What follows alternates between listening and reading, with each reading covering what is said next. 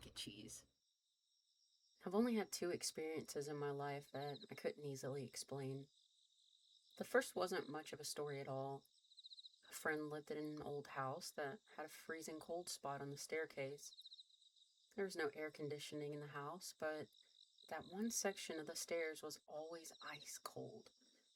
His family told me to stay in the bedroom at night and not to wander around. I listened, spent one night there, and never went back. But the second experience is the one I've never been able to explain. I was about 14 or 15 years old when this happened. Back then, I used to go raccoon hunting in North Florida with an old timer I'll call Richie. He was related to a famous country musician and had spent years hunting in these woods. We never actually killed the raccoons. We'd let the dogs chase them, tree them, admire them for a minute, and then call the dogs off and head home. Most nights we'd leave around 8:30 p.m. and get back sometime between 1 and 2 in the morning. One night, a group of 5 or 6 of us decided to hunt in a remote wildlife preserve. It was easily the most isolated place we ever went. There were almost no trails, only old cut roads disappearing into dense swamp and palmetto thickets. If the dogs treed a raccoon a mile into those woods, you were walking for close to an hour just to reach them. That night, we started later than usual. We knew it would probably be a 2 or 3 a.m. night, but we went anyway. About a mile and a half from the road, we stopped, handed out radios and headlamps, and listened to the woods. Richie tilted his head for a moment, then quietly said, "Let him loose." The dogs exploded into the darkness. If you've never hunted with dogs, their barks change depending on what they're doing. They bark one way while searching, another way when they've picked up a scent, and finally, they let out a long howl when they've treed something. After about 20 minutes, we heard that howl. The dogs had treed something much faster than usual. Since someone always had to stay with the truck, only 2 people went after the dogs each run. That night, it was me, the youngest, and the oldest, James. It took us nearly an hour to reach them. When we finally arrived, the dogs had 3 raccoons cornered in a single tree. We laughed, admired the sight for a minute, clipped the dogs onto their leads, and started heading back.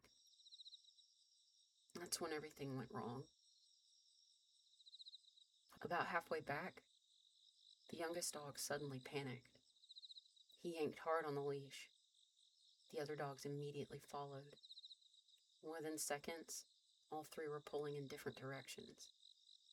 We tried to get control of them, but they dragged us straight into a muddy bog. We hit face first. The radios were ruined. The headlamps died. And just like that, we were soaked, covered in mud, had no lights, no communication, and were stuck in the middle of nowhere. We got back on our feet and started moving. And at first, we followed the sound of the dogs. Then, after about 10 minutes, we walked right up to a wall. A wall in the middle of the swamp. No building, no foundation, no ruins. Just a single wall. It looked about 10 feet long and maybe 8 feet high. In the faint moonlight, I could tell it was made from old coquina stone, the same material used in some of Florida's oldest Spanish structures. It looked ancient. There shouldn't have been anything like that for miles. We decided we'd had enough and started yelling for the group. James yelled first. I yelled after him. Then we listened. Nothing. No response. No dogs. No frogs. No insects. No birds. No wind. Nothing. The silence felt wrong. The kind of silence you only hear in horror movies. So we yelled again. Still, nothing. Not even an echo. That scared us more than I can explain. We yelled a third time, louder than ever. When we finally stopped, exhausted and hoarse, we leaned back against the wall. That's when we heard it. Ugh. Not a growl, not a shout. Just the sound someone makes when they're about to stand up from a chair. We spun around. Standing a few feet away, caught in a thin strip of moonlight, was a man. A full-grown man. And he wasn't dressed like a hunter. He wasn't dressed like anyone from the century. He was wearing what looked like Spanish conquistador armor straight out of a history book. For a few seconds, we just stared. Then my headlamp flickered back to life. The beam passed directly through him. I could see the leaves behind him. Not around him, through him. That's when we ran. I don't remember deciding to run. We just did. Both of us took off at the same time. We crashed through the swamp as fast as we could, somehow staying together. After what felt like forever, but was probably only 3 minutes, we burst out onto the road. The truck was right there. Everyone rushed over to us. The dogs had returned long before we did.